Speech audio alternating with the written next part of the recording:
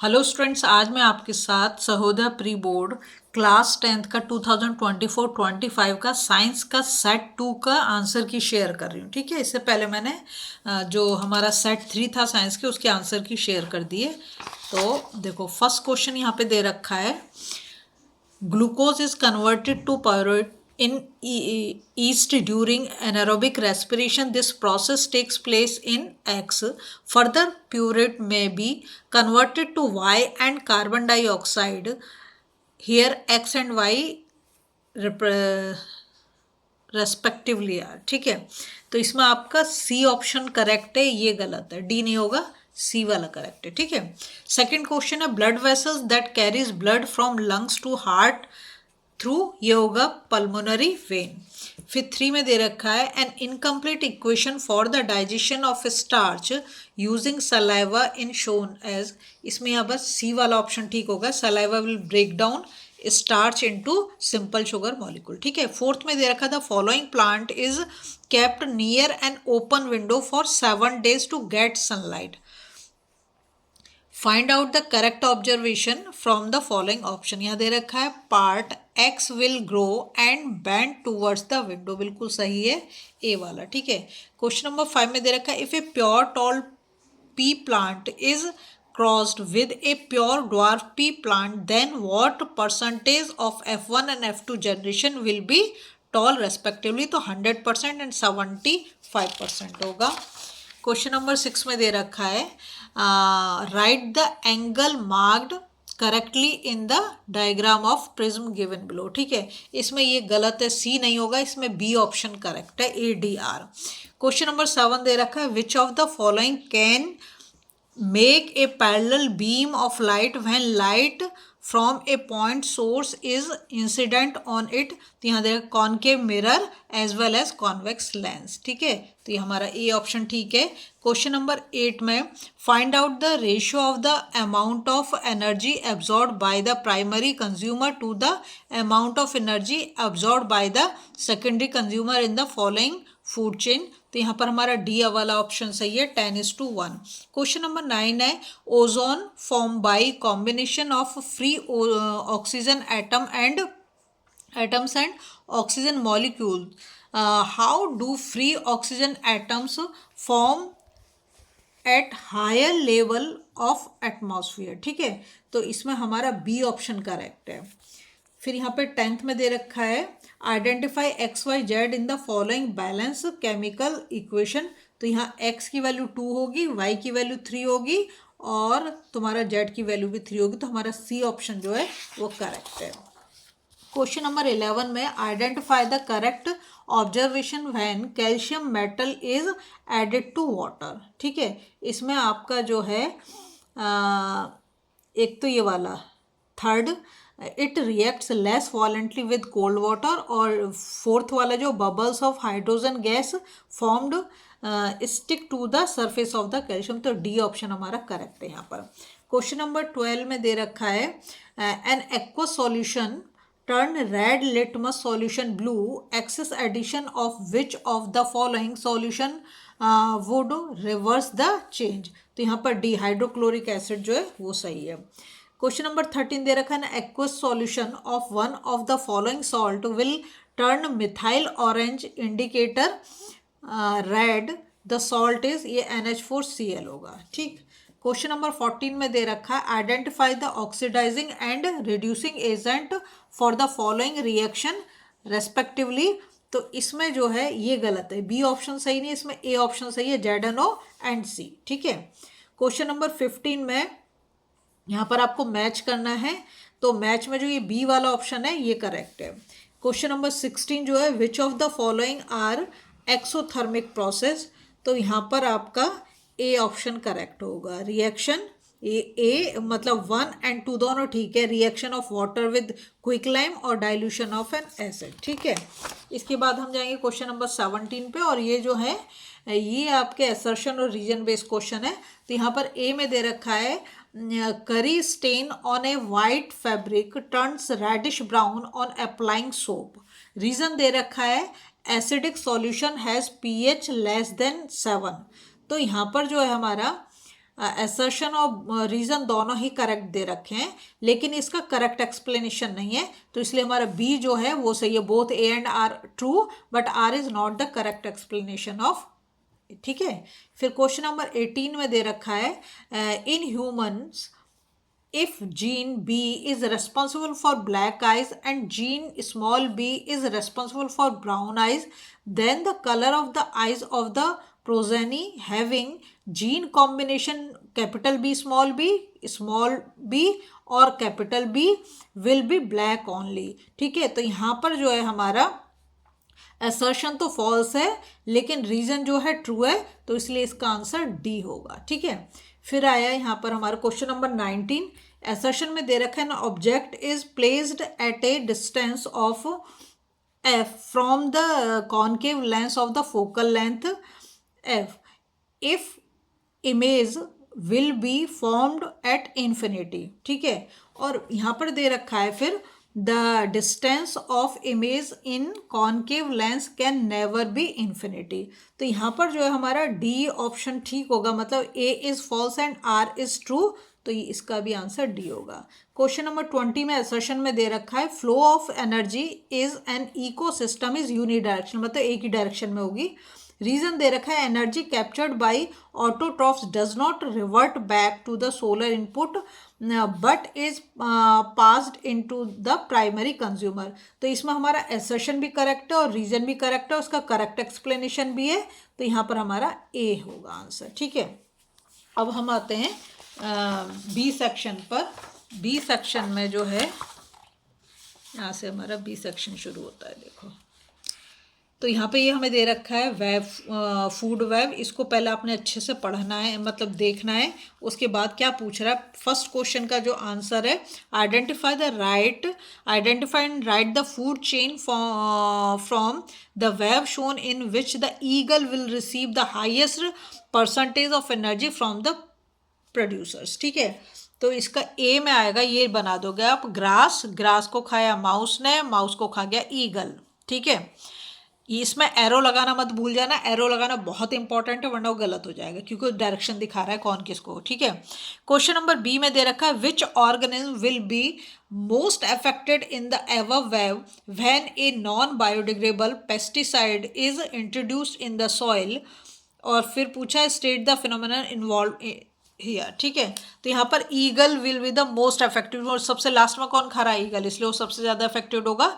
और ये जो प्रोसेस इसको बोलेंगे बायोलॉजिकल मैग्निफिकेशन। ठीक है, फिर आता है हमारा क्वेश्चन नंबर 22, और क्वेश्चन नंबर 22 में हमें पूछा गया है, ये रहा हमारा 22, crystal of a white salt on heating strongly decomposes to give a brown fume, ठीक है, P, and a yellow residue Q is left behind। तो आइडेंटिफाई P एंड Q। तो P एंड Q तुम्हें पता है बहुत अच्छे से, क्या होगा, P होगा NO2 और Q होगा PbO। ठीक है, उसके बाद ये पूछ रहा है सेकंड क्वेश्चन में, right the balance chemical equation for the reaction involve.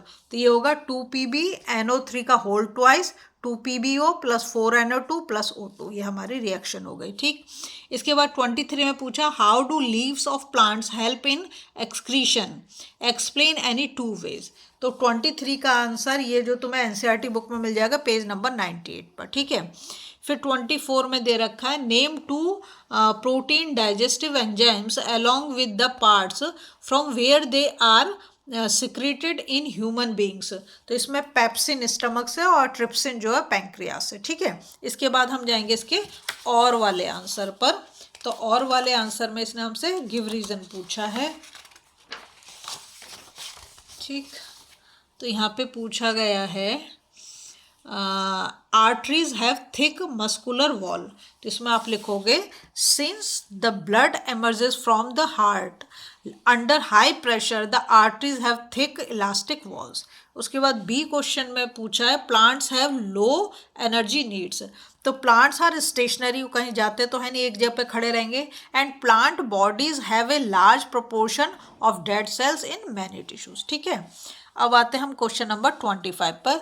तो 25 में पूछ रहा है हमसे कि the given diagram shows an object O and its image I. Copy the diagram in your answer book and draw suitable rays to locate the lens and its focus. Name the type of lens in this. ठीक है, यहाँ पे देख लो ये बहुत ही अच्छे से आप, यहाँ पर हमें दो रे उसकी बनाने की ज़रूरत है। ठीक है, तो अब इसको देखो, ये हमारा ऑब्जेक्ट है, ये क्या हमारा ऑब्जेक्ट है। ठीक है, और ये हमारी आई क्या है, इमेज है।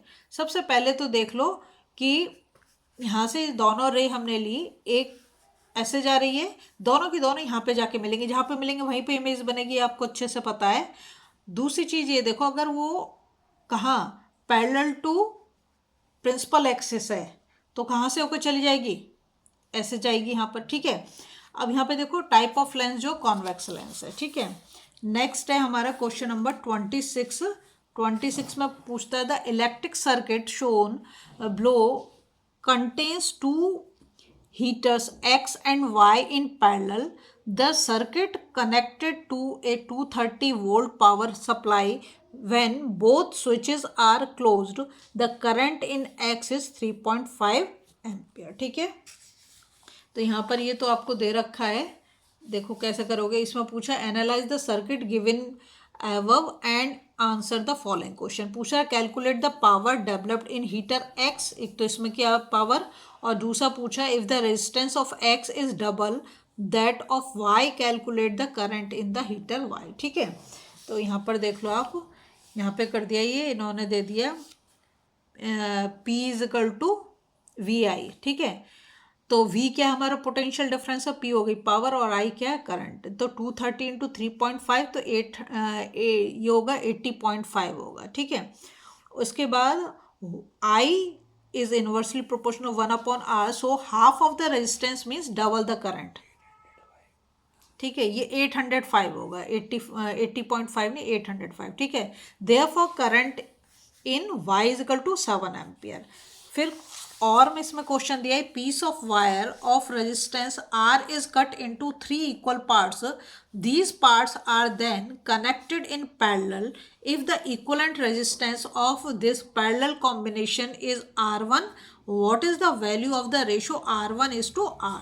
ठीक है, तो देखो यहाँ पर आप कर दोगे each of R/3 ohm 1/R1 is equal to 3/R plus 3/R plus 3/R, 3 है ना, और 3 3 3 कर दिया तो 9/R हो गया। R1 इज इक्वल टू, ये तो क्योंकि ऐसा है वैसा है, तो R1 की वैल्यू का R/9, तो R1 इज टू R कितना हो गया 1:9। अब इसके बाद हमारा शुरू होगा सेक्शन सी। ठीक है, तो सेक्शन सी में हमारा आता है metal M is found in nature as its sulphide MS. It is used in the galvanization of iron. Articles identify the metal M and its ore. How will you convert this sulfide ore into the metal? Explain with suitable equation. तो इसमें हमें 27, ठीक है 27 देख लो, ये रहा M Zn, metal हो गई Zn। ठीक है, जिंक मतलब, और है ZnS मतलब जिंक ब्लेंड। और is roasted in sufficient supply of air to convert to its oxide। ठीक है, इक्वेशन दे रखी है 2ZnS plus 3O2 2ZnO plus 2SO2, ZnO plus C हो गया Zn प्लस CO। अब आते हैं हम क्वेश्चन नंबर 28 पर। वहाँ दे रखा Varun took sample of crushed egg shells and added dilute hydrochloric acid to it. A colorless odorless gas X was evolved which turned lime water milky। बहुत ईजी है ना। यहाँ पे पूछा है identify the constant of eggshell and the gas X evolved। फिर पूछा है write a balanced chemical equation to explain the reaction between egg cells and hydrochloric acid। और सी में पूछा why does the gas X turn lime water milky। यहाँ पर 28 में पहले वाला जो लिखोगे CaCO3 और CO2, CO2 तुम्हारी गैस हो गई क्योंकि वही मिल्की करेगी। CaCO3 प्लस 2HCl ये रिएक्शन हो गई CaCl2 plus H2O plus CO2 due to the formation of insoluble calcium carbonate which is milky white precipitate. ठीक है, अब आता है इसके बाद, और यहाँ दे रखा है in an industrial process for the manufacturing of sodium hydroxide, a gas X is formed at anode. The gas X react with dry slaked lime to give a compound Y which is used as a bleaching agent. यहाँ दे रखा है identify X and Y, फिर दे रखा है write the balance chemical equation for the formation of X and Y.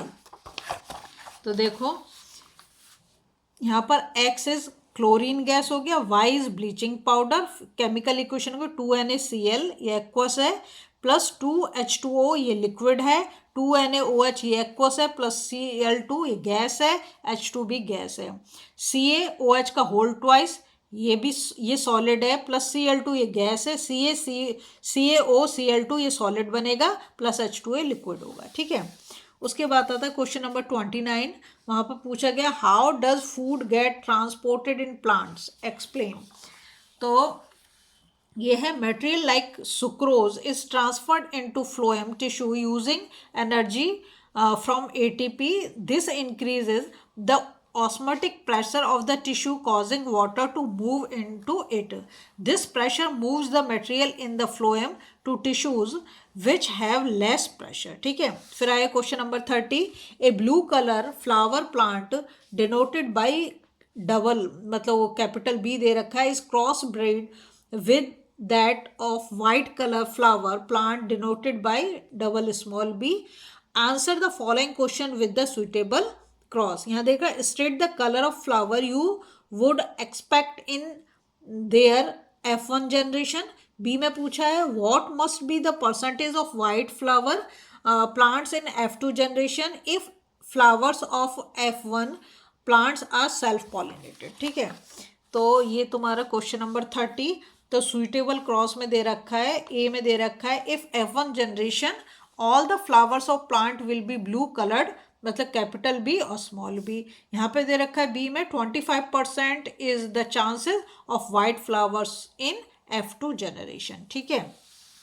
इसके बाद हम जाएंगे क्वेश्चन नंबर 31 पर.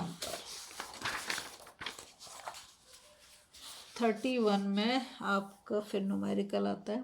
यहाँ दे रखा है a person is unable to see the object placed beyond 2 metre from his eyes. है ना.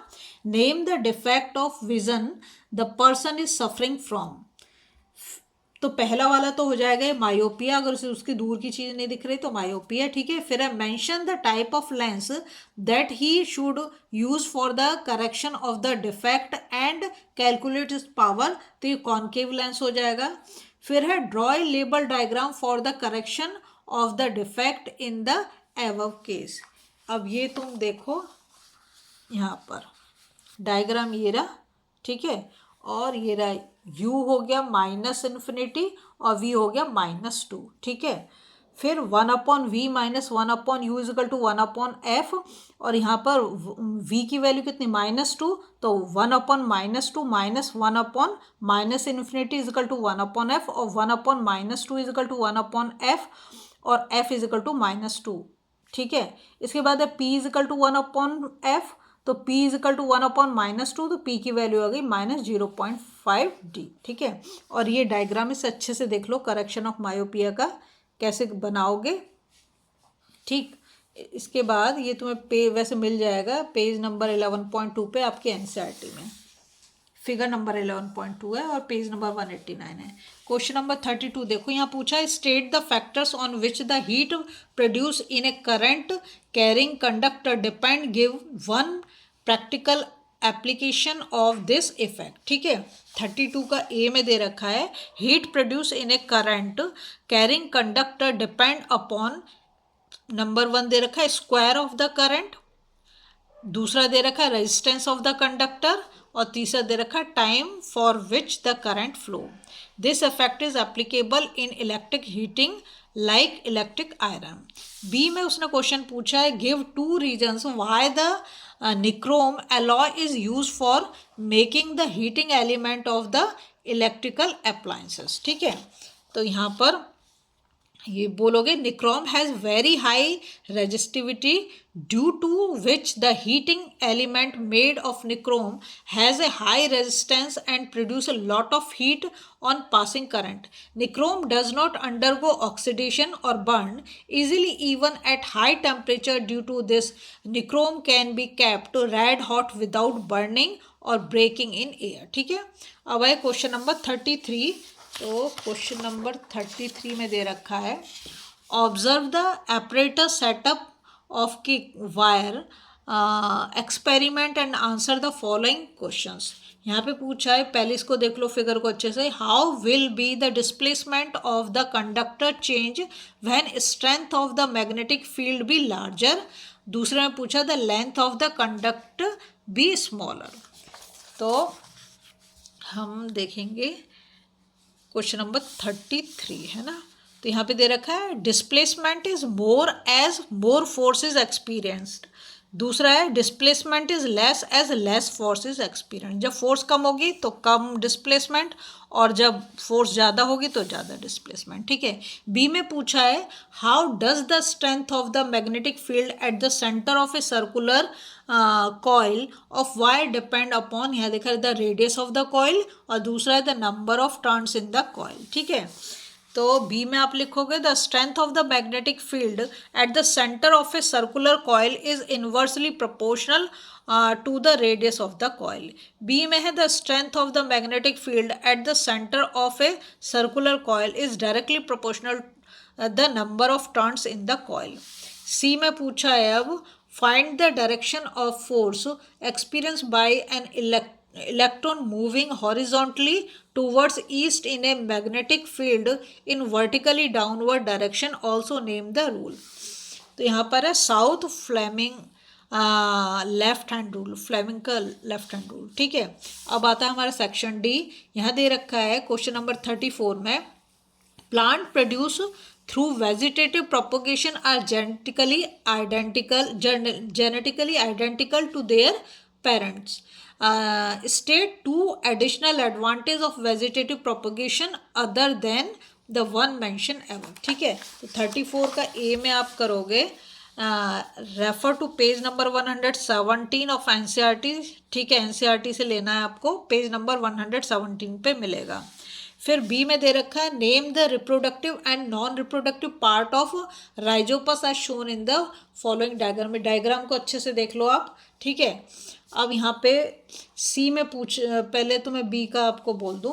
बी में है non reproductive parts are hyphae and reproductive part are the sporangia which contain the spores. ठीक है. सी में पूछा है how are the spores protected. ठीक है. They begin to grow. तो यहाँ पर लिखोगे the spores are covered by thick walls that protect them until they come in contact with a moist surface and begin to grow. D में पूछा है amoeba, ये अच्छे से दिख नहीं रहा है, and plasmodium multiply by fission. Is there any difference in the division of these organism explain. तो यहाँ पर है amoeba divides into the daughter cells in any plane. फिर है leishmania forms two daughter cells in a specific plane that is longitudinally while plasmodium divide to form many daughter cells by multiple fission. ठीक है. अब हम इसके और वाले question पे जाएंगे. तो और वाले क्वेश्चन में दे रखा है given below are certain situations analyze and describe its possible impact. यहाँ लिखा है if we cut a part of planaria. ठीक है. तो एक एक का ही बताती हूँ.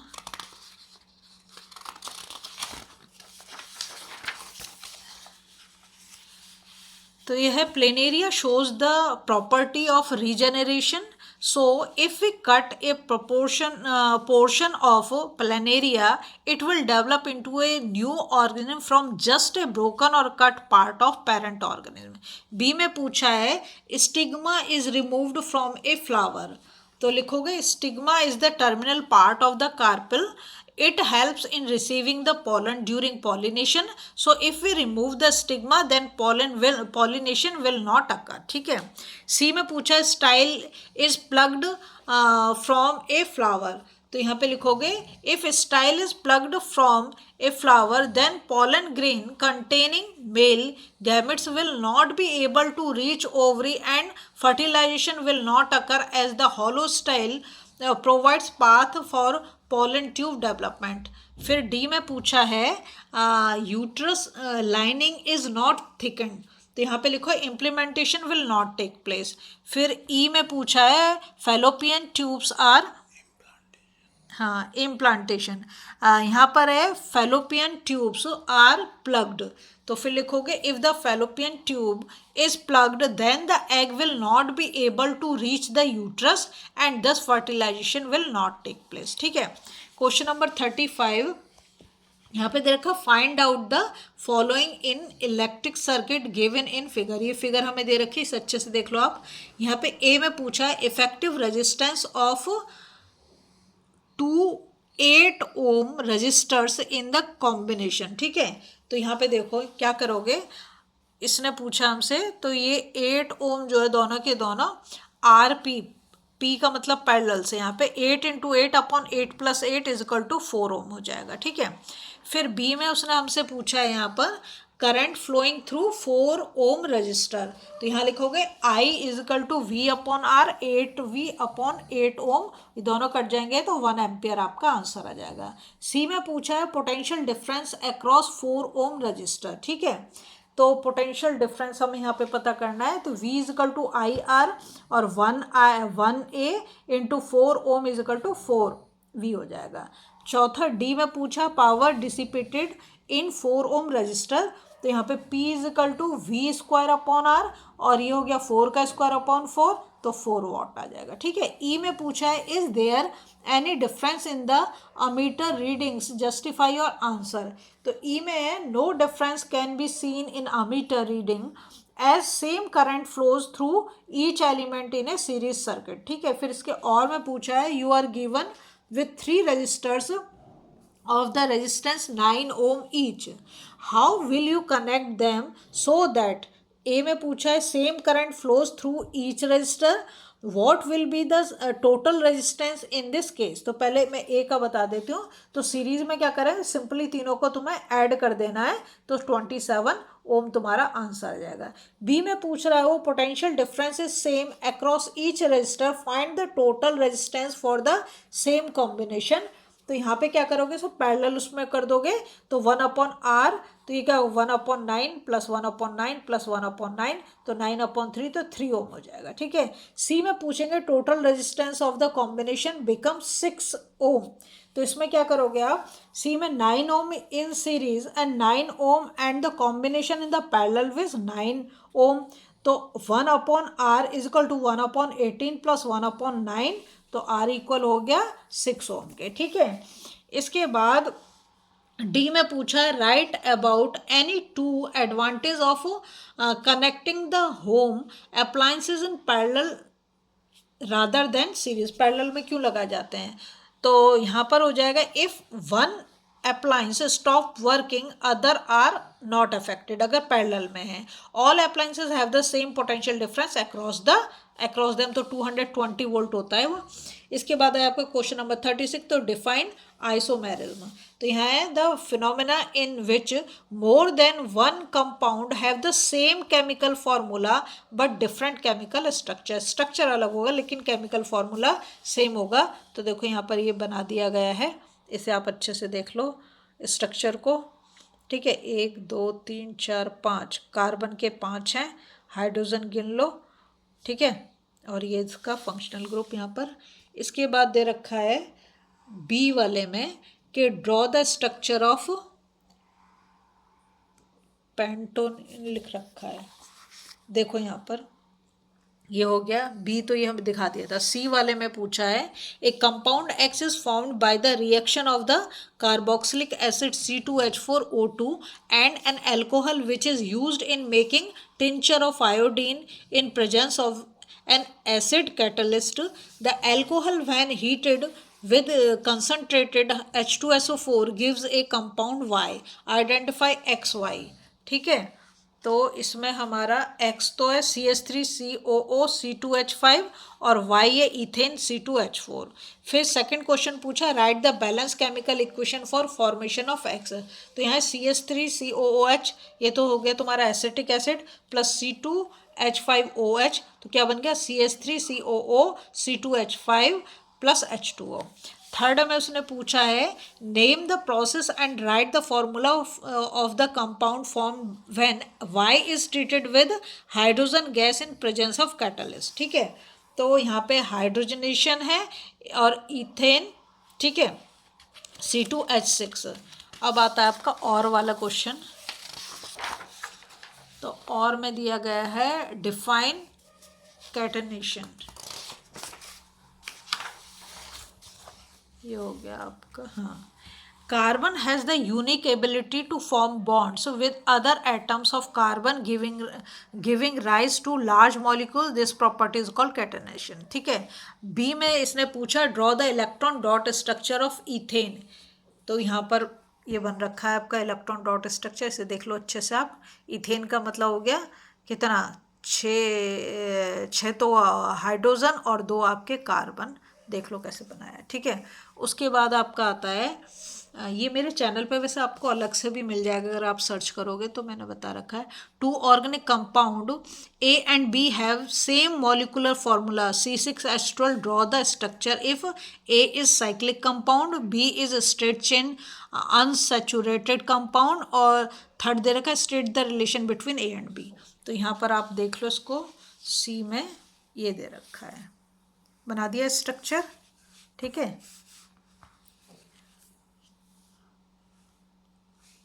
इलेक्ट्रॉन डॉट स्ट्रक्चर तो ये वाला था। ठीक है, ये आपका इसमें सी में जो पहला वाला पूछा ए वाला ये हो गया, और बी वाला ये हो गया, ये साइक्लिक हो गया, और ये स्ट्रेट चेन वाला हो गया। और फिर यहाँ पर जो ये पूछा है कि क्या है रिलेशन, तो आइसोमर्स है। ठीक है, अब आता है आपका ई में जो है सेक्शन ई में आपको मिलेंगे केस बेस्ड, तो इसको तो आप आराम से पढ़ते रहना। ठीक है, मैं आपको आंसर फटाफट बोल देती हूँ। यहाँ पे पूछा है what is the reflex action, state the role of brain in reflex action. तो it is an unconscious automatic and voluntary response of the body to a stimulus which is monitor through the spinal cord is called reflex action. When the reflex arc is formed in the spinal cord and information input goes on to reach the brain. ठीक है, फिर और में पूछा state 2 limitation of nervous coordination in human being. तो यहाँ पर है लिमिटेशन मतलब कमी। तो firstly they will reach only those cells that are connected by nervous tissue, not each and every cell in the animal body. Secondly once an electrical impulse is generated in a cell and transmitted, the cell will take some time to reset its mechanism before it can generate and transmit a new impulse। उसके बाद next question पूछा गया है, question number C है how reflex action is different from walking. तो देखो, reflex action takes place without thought और walking takes place after thought. Controlled by spinal cord, ये कंट्रोल्ड बाय सेरिबेलम। फिर है the intensity of the impulse can not be change, यहाँ पर intensity can be change. फिर it has survival and protection value, it has various function other than survival and protection. ठीक है, अब इसके बाद डी क्वेश्चन में पूछा है which part of the human brain is the site of intelligence and memory. फिर है also name the part which is responsible for maintaining the posture and balance of the body. ठीक है, तो D में आप लिखोगे सेरिब्रम और fore brain and cerebellum और हैंड ब्रेन। ठीक है, इसके बाद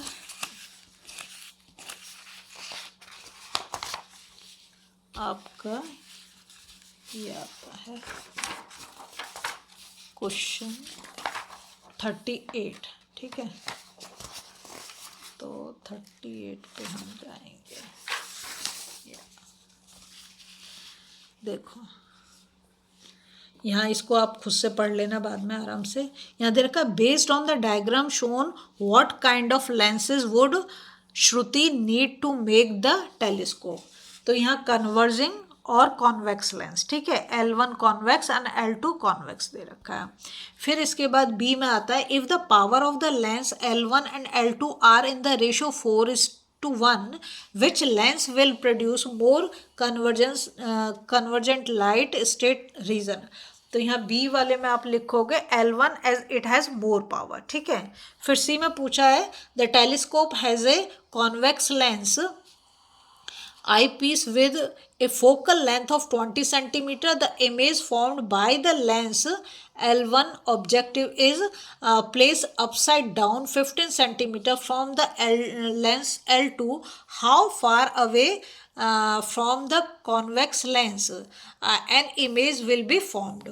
तो इसमें आप ये लगा दोगे F is equal to 20 centimetre, U is equal to -15 centimetre, 1/V is equal to 1/U plus 1/F is equal to -1/15 plus 1/20। तो आंसर आ जाएगा आपका -1/60 और V हो गया -60 cm, ठीक है। और में पूछा है when the object is very far from the lens L1 a point size image is formed 30 centimeter in front of the L1 calculate the power of the lens. इसके लिए क्या करोगे, लिखोगे F is equal to 30 centimetre, P is equal to 100/F is equal to 100/30, तो 3.33 D आपका answer आ जाएगा, ठीक है। अब लास्ट क्वेश्चन पे जाते हैं हम 39 पे, इसको आप खुद से पढ़ लेना। क्वेश्चन दे रखा है डिफाइन सपोनिफिकेशन रिएक्शन, ये मेरे चैनल पे आपको मिल जाएगी, बहुत अच्छे से मैंने समझा रखा है। A chemical reaction in which an ester react with an alkali to form alcohol and salt of the carboxylic acid is known as esterification, ठीक है। फिर B में पूछा name the structure formed by soap when added in water, तो यहाँ पे आएगा मिसल, ठीक है। फिर C में पूछा है compare soap and detergent on the basis of their composition, तो soaps are sodium salt of long chain carboxylic acid, detergent are generally sodium salts of sulfonic acids or ammonium salt with chlorides or bromides and both have long hydrocarbon chains। फिर है last question जो है यहाँ पे पूछा गया है can you check the hardness of water using soap, justify your answer. तो soap as it forms scum in hard water whereas detergent do not form scum in hard water. अगर आपको वीडियो पसंद आ रही है please like share subscribe कर दें, follow जरूर कर दें।